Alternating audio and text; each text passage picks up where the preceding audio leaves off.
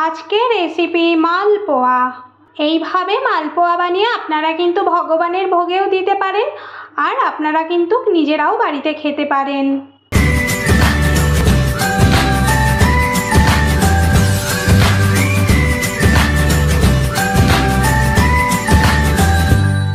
নমস্কার বন্ধুরা, অপরাজিতাস কিচেনে আপনাদের সবাইকে স্বাগত। আশা করি আপনারা সবাই ভালো আছেন। আজ আমি রথযাত্রা উপলক্ষে মালপোয়া বানাবো। কিভাবে খুব সহজে বাড়িতে থাকা নানা উপকরণ দিয়ে এটা আমি বানাবো সেটা দেখে নিই। রথযাত্রা উপলক্ষে পারফেক্ট মালপোয়া বানানোর জন্য আমি এখানে সমস্ত উপকরণগুলো নিয়ে নিয়েছি। এবার আমি ব্যাটারটা বানিয়ে নেব। এখানে আমি একটা বোল নিয়ে নিয়েছি, এর মধ্যে আমি 1 বাটি পরিমাণ ময়দা দিচ্ছি। আমি যে বাটিতে মেজারিং বাটিতে ময়দাটি মেপেছি সেই বাটিতেই কিন্তু 1/2 বাটি পরিমাণ সুজি দিয়ে দেব। এই বাটির 1 বাটি পরিমাণ আমি ময়দা দিয়েছি, সেজন্য আমি কিন্তু 1/2 বাটি পরিমাণ সুজি দিয়ে দিলাম। আমি কিন্তু এই সুজিটা 1/2 বাটি দিলাম। এবার এর মধ্যে আমি 3 চামচ পরিমাণ চিনি দিয়ে দিচ্ছি।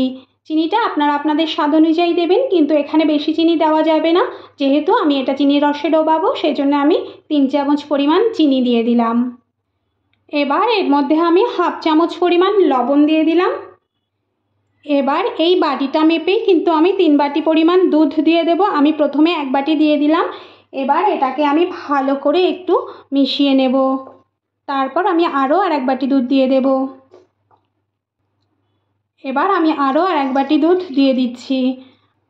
দুধটা ভালো করে আবারও মিশিয়ে নেব। এখানে আমি আরও 1 বাটি দুধ দিয়ে দিচ্ছি। এখানে কিন্তু সুজিটা কিন্তু ফুলে উঠবে, তারপর কিন্তু ব্যাটারটা সুন্দর পারফেক্ট হয়ে যাবে একেবারে। এবার এটাকে আমি ভালো করে মিশিয়ে নেব। এখানে আমি 3 বাটি পরিমাণ দুধ দিয়েছি।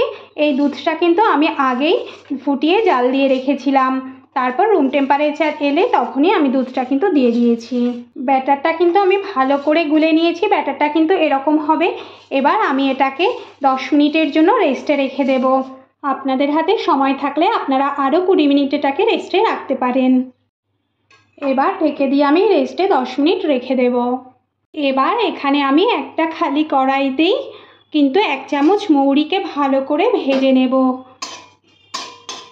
গ্যাসের ফ্লেম মিডিয়াম টু হাইতে রেখে আমি কিন্তু এই মৌরিগুলো খালি কড়াইতেই ভেজে নেব।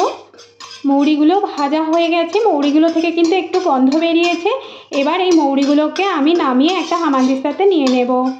মৌরিগুলো আমি হামানদিস্তার মধ্যে নিয়ে নিয়েছি। এটাকে কিন্তু আমি অল্প অল্প গুঁড়ো করে নেব, বেশি কিন্তু একদম মিহি করে গুঁড়ো করব না।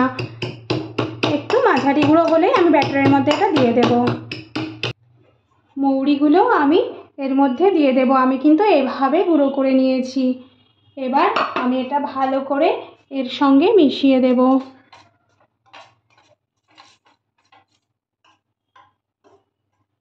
এবার আমি এটা ঢেকে দিয়ে আবার চিনির শিরাটা বানিয়ে নেব। চিনির শিরাটা বানানোর জন্য আমি প্রথমেই এখানে একটা কড়াইতে 1 বাটি পরিমাণ চিনি দিয়ে দিচ্ছি। এবার ওই একই বাটির 1/2 বাটি পরিমাণ আমি কিন্তু জল দিয়ে দিচ্ছি। গ্যাসের ফ্লেম কিন্তু আমি মিডিয়াম টু হাইতেই রেখেছি। ভালো করে চিনিটা একটু ফুটে আসা পর্যন্ত অপেক্ষা করব। চিনিটা কিন্তু ভালোভাবে গুলে গেছে আর ফুটতে শুরু করেছে। এবার আমি 5টা এলাচের মুখ ফাটিয়ে একটু থেতো করে নিয়ে এর মধ্যে দিয়ে দিলাম। ভালো করে 2-3 মিনিট ফুটিয়ে নেব। চিনির শিরাটাকে কিন্তু আমি গ্যাসের ফ্লেম মিডিয়াম টু হাইতে রেখেই কিন্তু 5 মিনিট ভালো করে ফুটিয়ে নিয়েছি। শিরাটা কিন্তু আমার প্রায় রেডি হয়ে গেছে। এখানে কিন্তু একটা চিটচিট করছে, একটা চটচট করছে, আর একটা তার মতন আসছে। এবার আমি গ্যাসটাকে কিন্তু অফ করে দেব। এখানে আমি একটা কড়াই নিয়ে গরম করে নিয়েছি। এই গরম কড়াইয়ের মধ্যে আমি কিন্তু পরিমাণ মতো সাদা তেল দিয়ে দিচ্ছি মালপোয়াগুলো ভেজে নেওয়ার জন্য। 10 মিনিট হয়ে গেছে। এবার আমি ব্যাটারটা কেমন হয়েছে দেখে নেব। ব্যাটারটা কিন্তু আমার একদম স্মুথ হয়েছে। সুজিটা ফুলে উঠেছে আর ব্যাটারটা কিন্তু একদম পারফেক্ট ঠিকঠাক হয়ে গেছে। এবার আমি মালপোয়াগুলো ভেজে ফেলবো। তেলটা ঠিকঠাক গরম হয়েছে কিনা সেটা বোঝার জন্য আমি অল্প একটু ব্যাটার দিয়ে দেখে নেব। আমার কিন্তু সঙ্গে সঙ্গে ফুলে উঠেছে, মানে ব্যাটারটাও ঠিকঠাক রেডি আছে, তেলটাও গরম হয়ে গেছে। এবার গ্যাসের ফ্লেম মিডিয়াম টু হাইতে রেখে আমি কিন্তু ব্যাটারটাকে একটু ভালো করে এভাবে ফেটিয়ে নিয়ে কড়াইতে দিয়ে দেব। এভাবে তেলটা এইভাবে একটু এর উপরে দিয়ে দিয়ে উল্টে আমি মালপোয়াগুলো সব ভেজে নেব। আমি কিন্তু একটা একটা করে ভাজবো, একসঙ্গে অনেকগুলো করে ভাজলে শেপগুলো ভালো হয় না। মালপোয়াটা আমার ভাজা হয়ে গেছে, এবার আমি এটা তুলে নিলাম। এভাবে আমি সমস্ত মালপোয়াগুলোকে ভেজে নেব।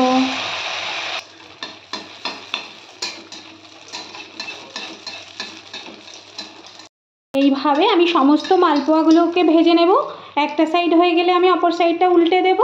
তারপর এটাকে তুলে আমি চিনির শিরাতে দিয়ে দেব। আমার এই রেসিপিটা যদি আপনাদের ভালো লাগে তাহলে বাড়িতে অবশ্যই একবার ট্রাই করবেন, আর কেমন হয়েছে সেটা অবশ্যই একবার বলবেন। এইভাবে খুব সহজেই বাড়িতে আপনারা কিন্তু মালপোয়া বানিয়ে খেতে পারেন। এইভাবে কিন্তু খুব সহজে আর ঠিকঠাক পারফেক্টভাবে মালপোয়াগুলো তৈরি হয়। মালপোয়াগুলো আমার ভেজে নেওয়া হয়ে গেছে, এবার আমি এটা তুলে নেব। তুলে নিয়ে চিনির শিরায় দিয়ে দেব।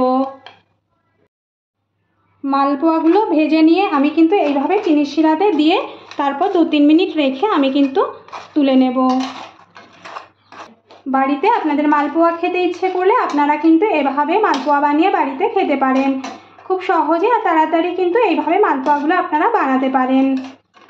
আমার এই ভিডিওটা যদি আপনাদের ভালো লাগে তাহলে লাইক, শেয়ার, কমেন্ট অবশ্যই করবেন, আর পাশে থাকা ছোট বেল আইকনটা প্রেস করবেন। আমি নতুন কোনো ভিডিও আপলোড করলে আপনাদের কাছে খুব সহজে একটা ছোট্ট নোটিফিকেশন পৌঁছে যায়। 3-4 মিনিট হয়ে গেছে, এবার আমি এই মালপোয়াগুলোকে তুলে নেব। চিনির রসটা একটু এরকম করে তুলে নেব।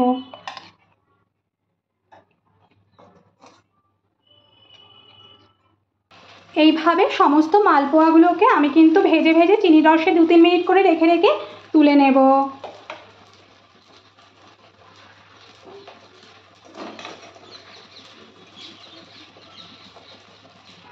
হয়ে গেল আমার মালপোয়া রেসিপি।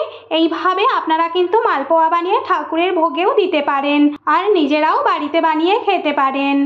সমস্ত মালপোয়াগুলো আমি এভাবে বানিয়ে পরিবেশন করে ফেলেছি। আজ এ পর্যন্তই, দেখা হবে পরবর্তী নতুন ভিডিওতে। ভালো থাকবেন, সুস্থ থাকবেন, ধন্যবাদ।